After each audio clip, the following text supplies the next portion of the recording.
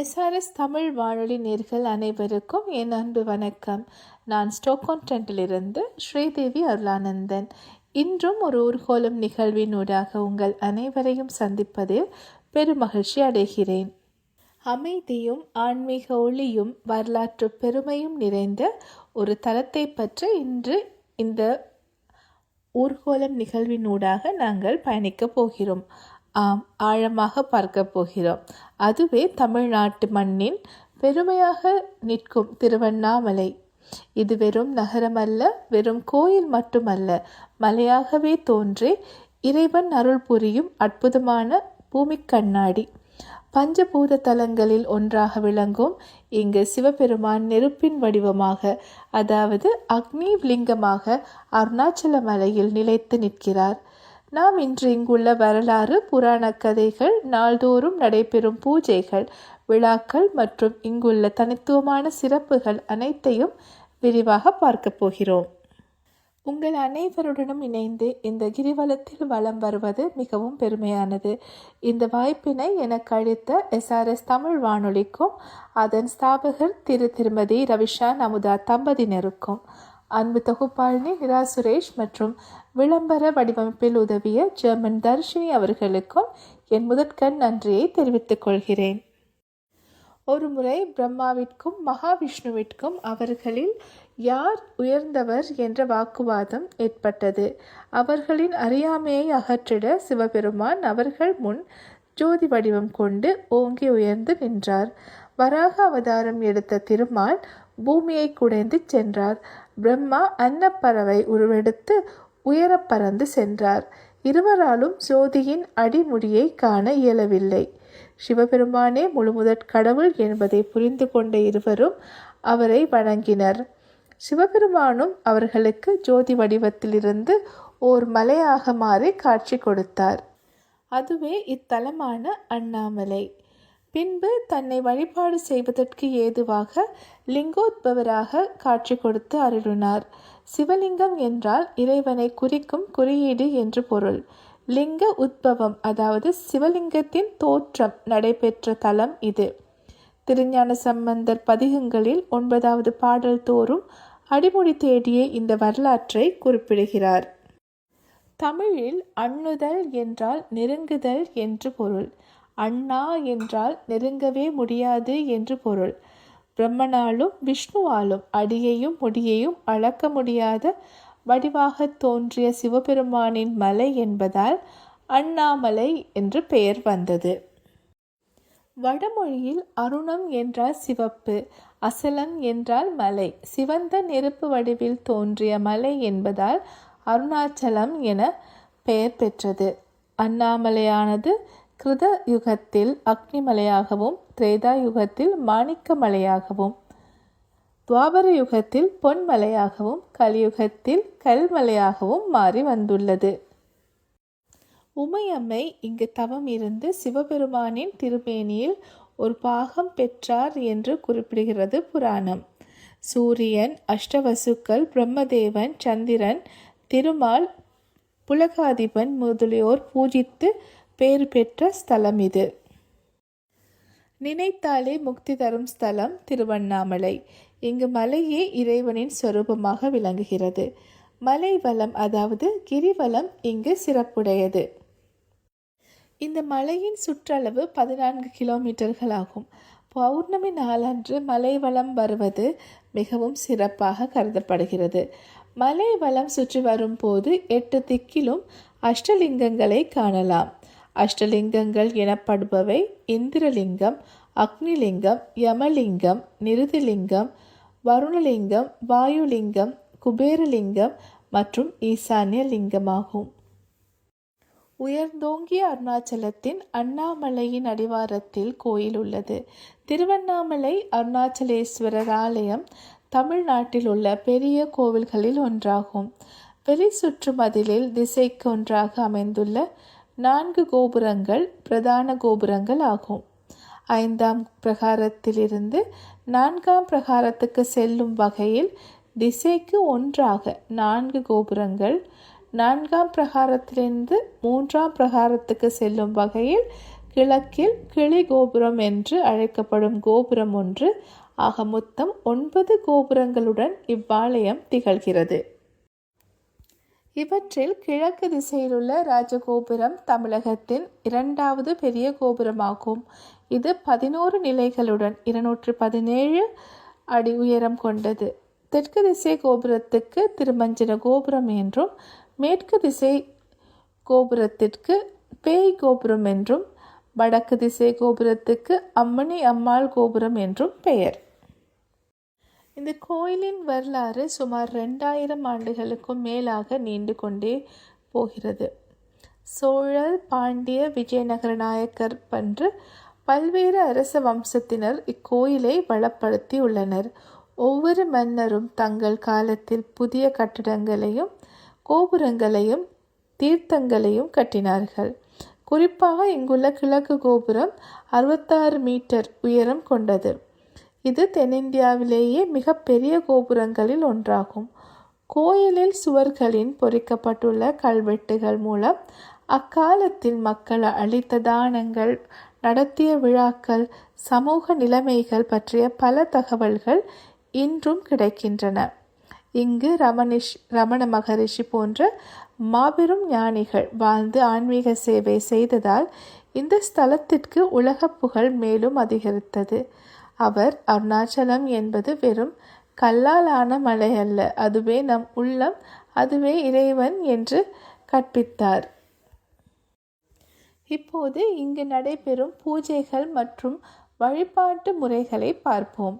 திருவண்ணாமலை கோயிலில் நாள் முழுவதும் தொடர்ந்து பூஜைகள் நடந்து கொண்டே இருக்கும். இங்கு நேரத்திற்கு கூட புனிதமான பொருள் உண்டு. அதிகாலை 3 மணிக்கே முதல் பூஜை தொடங்கிவிடும். அதுதான் தாமிர பூஜை. இந்த நேரத்தில் எழுந்து இறைவனை வணங்குவது மிகவும் புண்ணியம் தருவதாக நம்பப்படுகிறது. பின்னர் காலை 6 மணிக்கு கால சந்தி பூஜை, 8 மணிக்கு உச்சிகால பூஜை என ஒவ்வொரு நேரத்திற்கும் ஏற்ப வெவ்வேறு வகையான வழிபாடுகள் நடக்கின்றன. இறைவனுக்கு பால், தயிர், நெய், தேன், பழச்சாறு, சந்தனம், பூக்கள் மற்றும் தீபம் ஆகியவற்றால் அபிஷேகம் செய்யப்பட்டு அலங்காரம் செய்யப்படுகிறார். ஒவ்வொரு அலங்காரத்திற்கும் ஒரு சிறப்பு உண்டு. ஒவ்வொரு பூஜையின் போதும் வேத மந்திரங்கள் மற்றும் தேவார பாடல்கள் ஓதப்படுகின்றன. மாலை 6 மணி முதல் இரவு 9 மணி வரை நடைபெறும் சாயரட்சை மற்றும் அர்த்தஜாம பூஜை மிகவும் இதமான அனுபவம் தரும் நேரம். குறிப்பாக தீபாராதனை நேரத்தில் கோயில் முழுவதும் விளக்குகள் ஏற்றப்படும் போது அந்த காட்சியை பார்த்தால் மனம் முழுவதும் ஒளியால் நிரம்பிவிடும். இறைவன் அண்ணாமலையாராக இருந்தாலும் அவரது துணைவியார் உமை அம்மாள் என்ற பெயரில் தனிச்சந்நிதியில் அருள் புரிகிறார். அவளை வழிபடுவதால் சக்தியும் செல்வமும் நன்மைகளும் கிடைக்கும் என்று நம்புகிறார்கள்.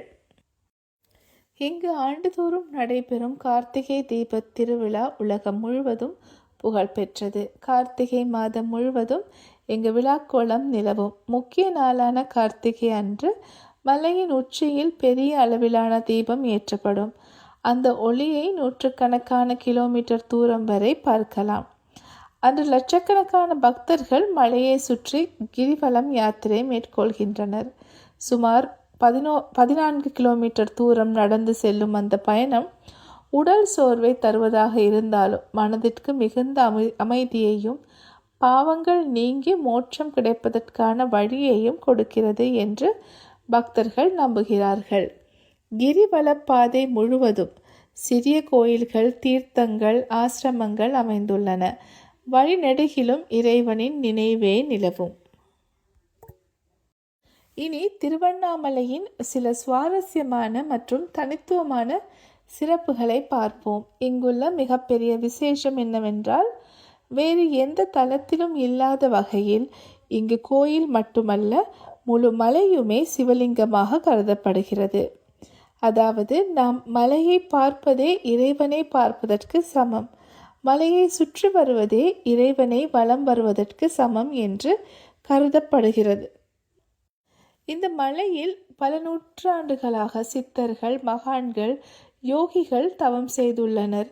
அவர்களின் பலர் இன்றும் இங்கு மறைவாக வாழ்கிறார்கள் என்றும் மலையின் குகைகளில் இருந்து அருள் புரிகிறார்கள் என்றும் நம்பிக்கை உண்டு. அந்த குகைகள் இன்றும் அப்படியே காணப்படுகின்றன. அங்கு சென்றால் ஒரு வித்தியாசமான ஆன்மீக உணர்வு நம்மை தொற்றிக்கொள்ளும். கோயிலின் கட்டடக்கலையை பார்த்தால் வியப்படையாமல் இருக்க முடியாது. இங்குள்ள ஆயிரக்கணக்கான தூண்களில் ஒவ்வொன்றிலும் தனித்தனியான சிற்பங்கள் செதுக்கப்பட்டுள்ளன. ஒவ்வொரு சிற்பமும் ஒரு கதை சொல்கிறது. ஒவ்வொரு வடிவமும் நம் முன்னோர்களின் கலைத்திறனையும் பக்தியையும் காட்டுகிறது. இங்குள்ள தீர்த்தங்களில் நீராடினால் தீவினைகள் நீங்கும், நோய்கள் தீரும், வாழ்க்கையில் முன்னேற்றம் ஏற்படும் என்று நம்பப்படுகிறது. மேலும் இது அறிவின் இருக்கையாகவும் திகழ்கிறது. ஏனென்றால் ரமண மகரிஷி மூலமாக இங்கு நான் யார் என்ற அடிப்படையான கேள்விக்கான விடையை தேடி உலகம் முழுவதிலுமிருந்து மக்கள் வருகிறார்கள். இங்கு வருபவர்கள் அனைவரும் ஒரே மாதிரியான அனுபவத்தை பெறுகிறார்கள் என்று சொல்ல முடியாது. ஆனால் அனைவருக்கும் பொதுவாக அமைதியும் நிம்மதியும் கிடைக்கிறது. நகரத்தின் சத்தம் வெளியே கேட்டாலும் மலையை நெருங்க நெருங்க கோயிலுக்குள் நுழையும் போது அந்த சத்தம் மறைந்து அமைதி மட்டுமே நிற்கிறது. காற்றில் கூட ஒரு புனிதமான மனம் கலந்திருப்பதை உணரலாம். இங்கு நாம் கடவுளை மட்டுமல்ல, நம்மையே நாம் தேடிக்கொள்ள முடியும். நம் வாழ்க்கையில் ஏற்படும் குழப்பங்கள், துன்பங்கள், கவலைகள் அனைத்துக்கும் இங்கு வந்தால் குறைந்து போகும் என்று பலர் அனுபவபூர்வமாக சொல்கிறார்கள். இத்தலத்தில் கார்த்திகை தீபம், ஆடிப்பூரம், உத்தராயண, தட்சிணாயன புண்ணிய காலங்கள், சித்திரை வசந்த விழா, கந்த சஷ்டி, பாவை விழா, பங்குனி உத்திரம் முதலிய விழாக்கள் மிகவும் சிறப்பாக நடைபெறுகின்றன. சித்திரை மாதத்தில் சித்திரை நட்சத்திரத்தை தீர்த்தமாக கொண்டு பிரம்மோற்சவம் நடைபெறுகிறது. மன்மத தகனமும் நடைபெறும். ஆடி 10 நாட்கள் தட்சிணாயன பிரம்மோற்சவமும் ஆடிப்பூரம் அன்று தீமிதி திருவிழாவும் மிகவும் சிறப்பாக நடைபெறுகின்றன. சிவபெருமான் கார்த்திகை மாத கிருத்திகை நட்சத்திரத்தில் திருமால் பிரம்மா இருவருக்கும் அக்னி வடிவமாக காட்சி தந்தார். இந்நாளிலேயே கார்த்திகை தீபத் திருநாள் கொண்டாடப்படுகிறது. பரணி அன்று அதிகாலையில் அண்ணாமலையார் சந்நிதியில் ஒரு தீபம் ஏற்றி அதன் மூலம் மேலும் 5 தீபங்கள் ஏற்றி பூஜிப்பர். பின்பு அந்த தீபங்களை ஒன்றாக்கி அண்ணாமலையார் அருகில் வைத்து விடுவர். பரம்பொருளாக ஒருவரான சிவபெருமான் எல்லா உயிர்கள் மற்றும் பொருள்களிலும் நீக்கமர நிற்கிறார் என்பதே இந்நிகழ்ச்சியின் கருத்தாகும். பின்பு இந்த தீபத்தை மலைக்கு கொண்டு சென்று விடுவர்.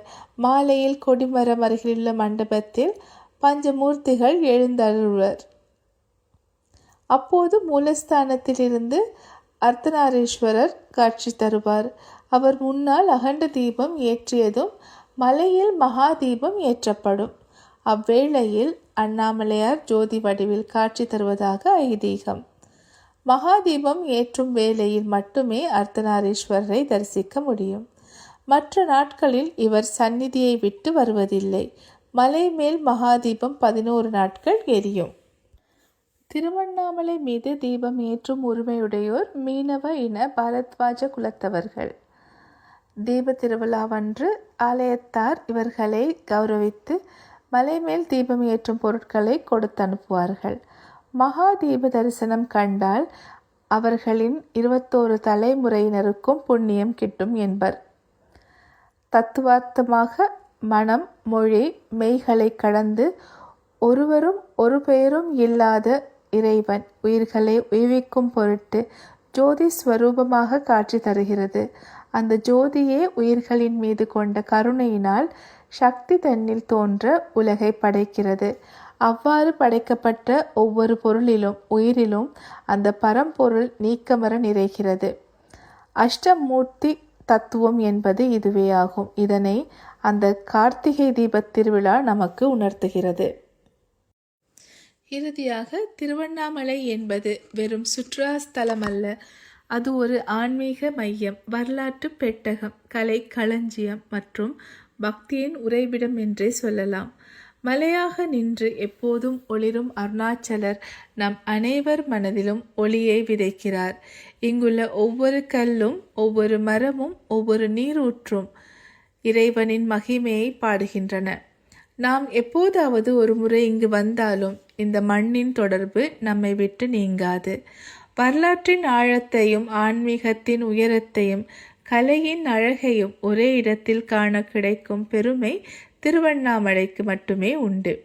அனைவரும் இந்த புனித தலத்திற்கு வருகை தந்து அருணாச்சலரின் பெருமையை பெற்று வாழ்க்கையை அமைதியையும் மகிழ்ச்சியையும் முன்னேற்றத்தையும் அடைய வேண்டும் என்று நான் மனமாற வாழ்த்துகிறேன். எப்போதும் ஒளிரும் அருணாச்சலம் நம் அனைவர் மனதிலும் நிலைத்திருக்கட்டும். இந்த தகவல்கள் உங்களுக்கு பயனுள்ளதாக இருந்திருக்கும் என்று நான் நம்புகிறேன். இந்த அருமையான வாய்ப்பை எனக்கு கொடுத்த இறைவனுக்கும் SRS தமிழ் வானொலிக்கும் இத்தனை நேரமாக நிகழ்வினை கேட்டு சிறப்பித்த அனைத்து அன்பு உள்ளங்களுக்கும் என் மனமார்ந்த நன்றியை தெரிவித்துக் கொள்வதுடன் மீண்டும் ஒரு ஊர்கோலம் நிகழ்வினூடாக உங்கள் அனைவரையும் சந்திக்கும் வரை விடைபெறும் நான் என்றும் அன்புடன் ஸ்ரீதேவி அருளானந்தன். நன்றி நேர்களே.